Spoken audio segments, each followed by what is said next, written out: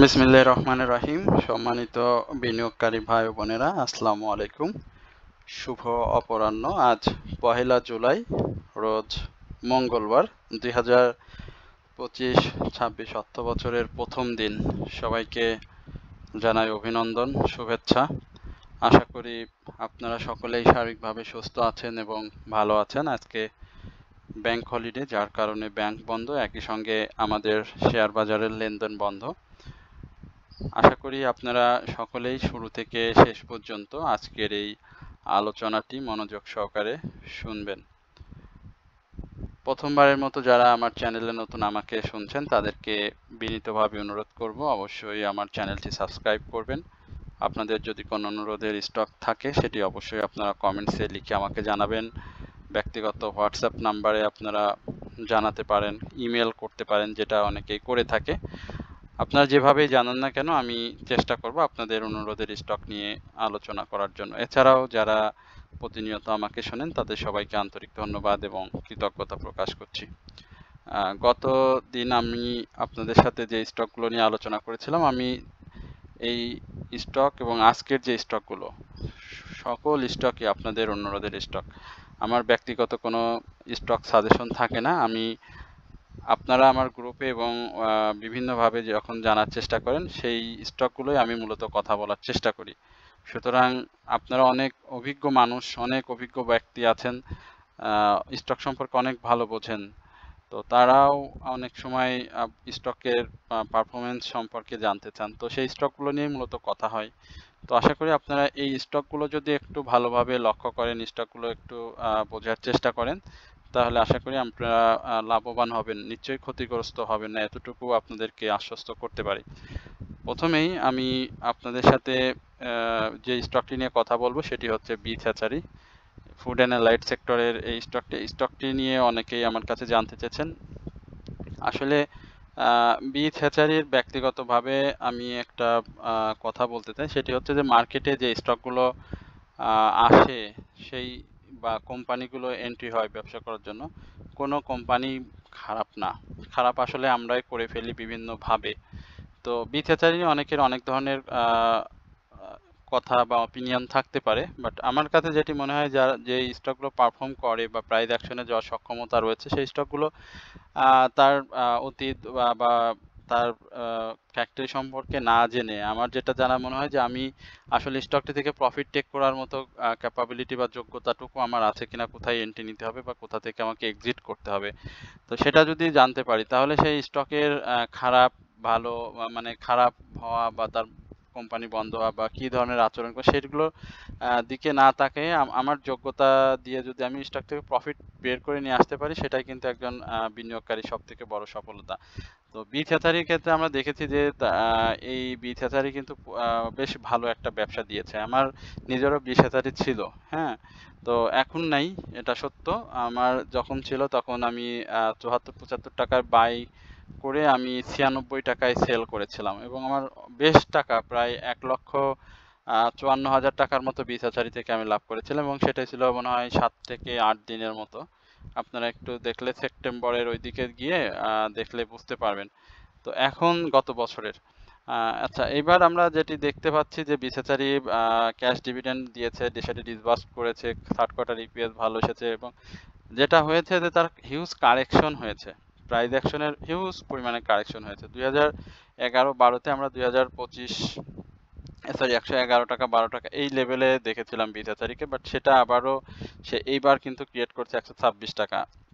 Huge পরিমাণে correction করেছে, সেই কারেকশন জোনটা ধরে ধরে আপাতত সে একটা প্রাইস অ্যাকশনে যাওয়ার চেষ্টা করছে। বিথ হ্যাচারি নিয়ে আমার যে প্রেডিকশন ছিল 44 টাকা 45 টাকা এই লেভেলে বিথ হ্যাচারি আসতে পারে এবং সেটি সে করেছে বেশ কয়েকবার।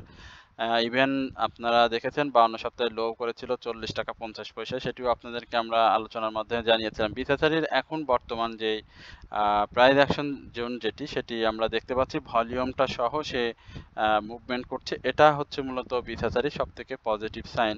এখন আমরা দেখেছি যে গত দিনগুলোতেও সে ছোট ছোট মুভমেন্ট করেছে 45 টাকা 10 পয়সার এই জায়গা থেকে বা 44 টাকা 10 পয়সার এই জায়গা থেকে, কিন্তু সে মুভমেন্ট করে একটা প্রফিট টেকিং জোনে বিনিয়োগকারীদের নিয়ে গিয়েছে রয়েছে এবং আরএসআই দেখতে পাচ্ছেন, সবকিছু মিলিয়ে সে একটা জায়গায় রয়েছে যেখান থেকে সে প্রাইস অ্যাকশনটা শুরু করবে।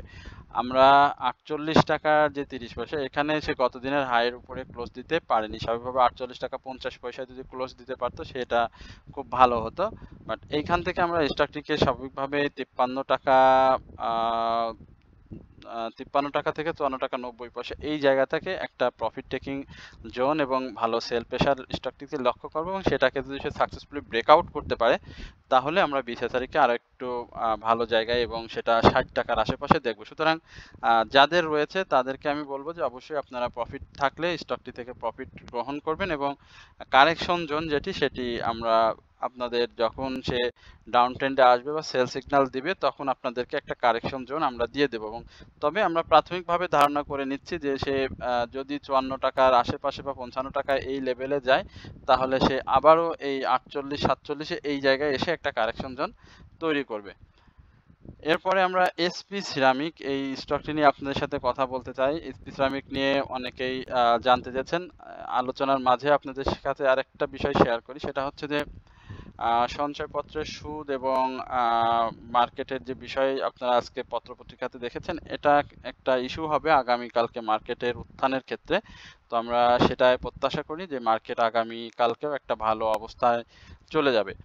শাহিন পুকুর নিয়ে আমরা এর আগেও কথা বলেছিলাম। স্টকটি বেশ ভালো প্রাইস অ্যাকশন করেছিল, হিউজ পরিমাণে একটা প্রফিট দিয়েছে সাধারণ বিনিয়োগকারীদের।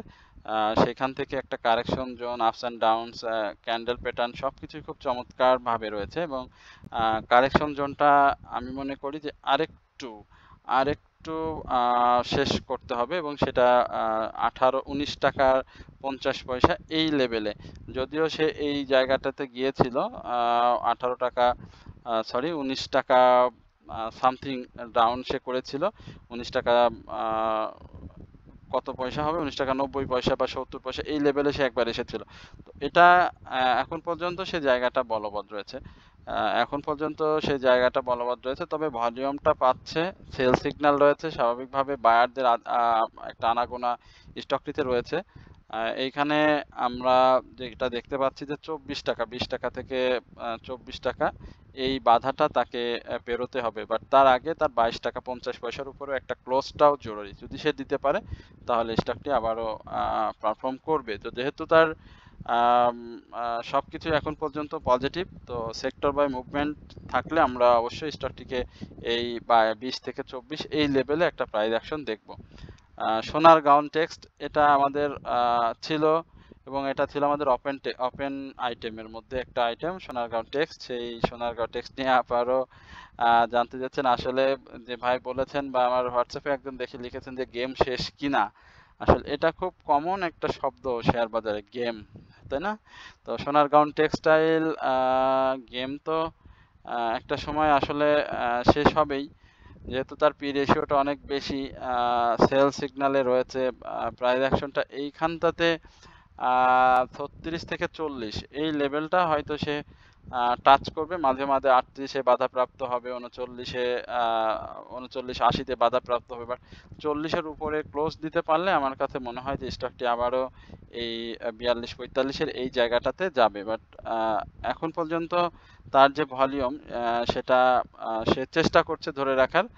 মার্কেটের পজিটিভ মুভমেন্ট, সেক্টরে যেহেতু পজিটিভ মুভমেন্ট রয়েছে, সেহেতু আমরা এটাকে বলবো যে আরেকটু সময় লাগবে, কারণ হচ্ছে কিছুদিনের মধ্যে সে তো একটা ভালো প্রফিট টেকিং জোন দিয়েছে দুইবারে।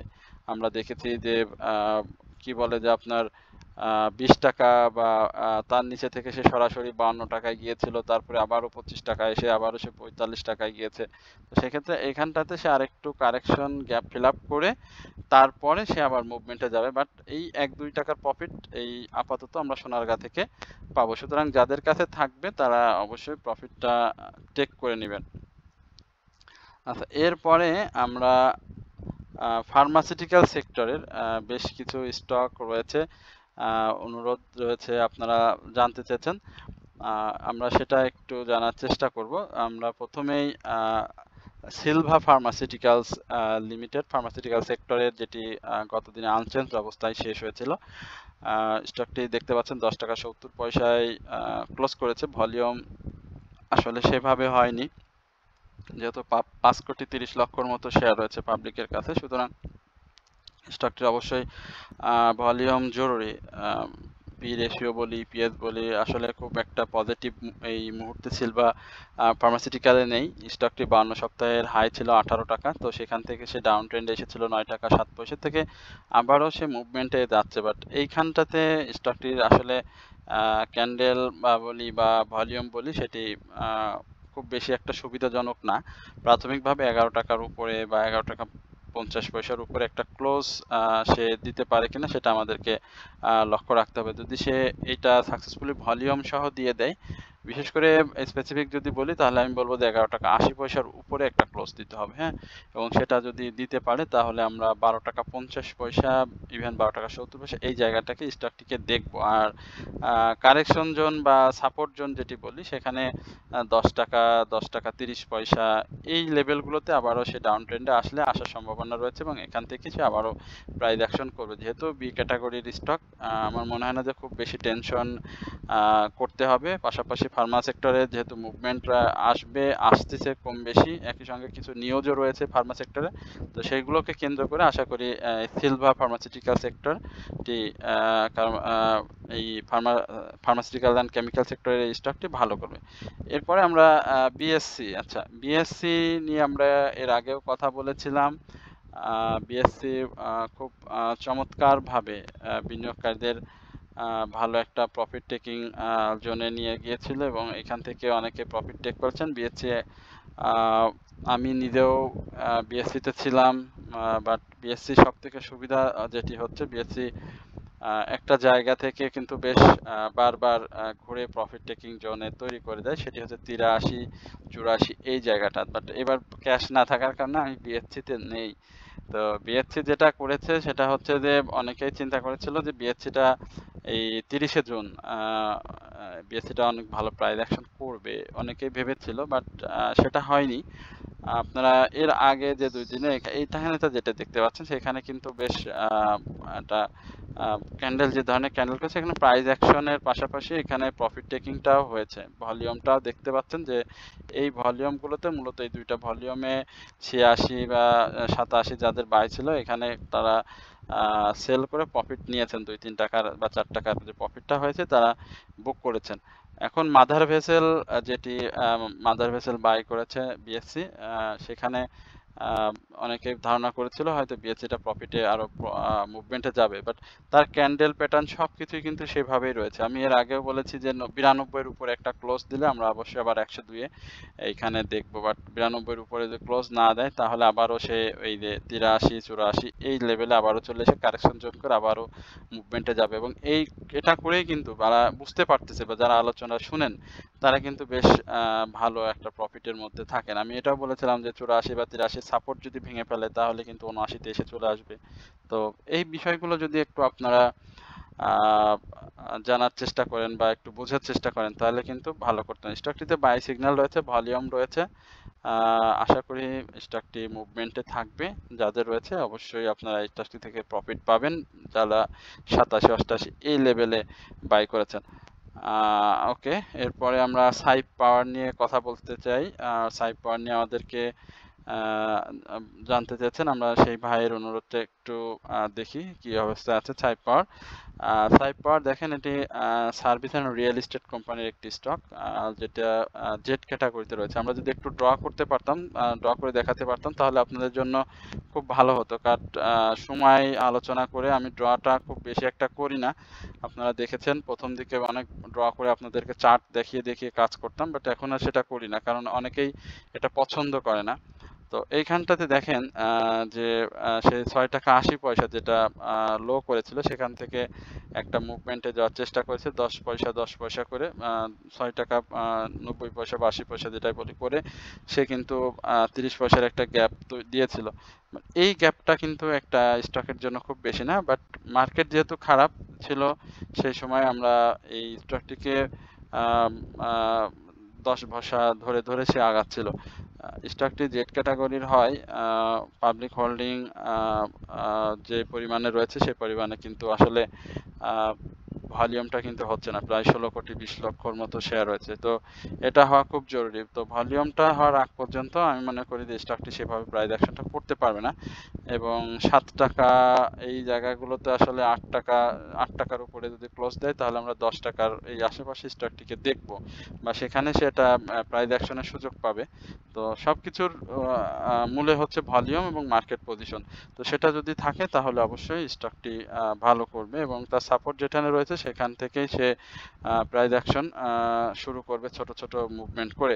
এরপরে আমরা সায়াম কটন নিয়ে একটু আপনাদের সাথে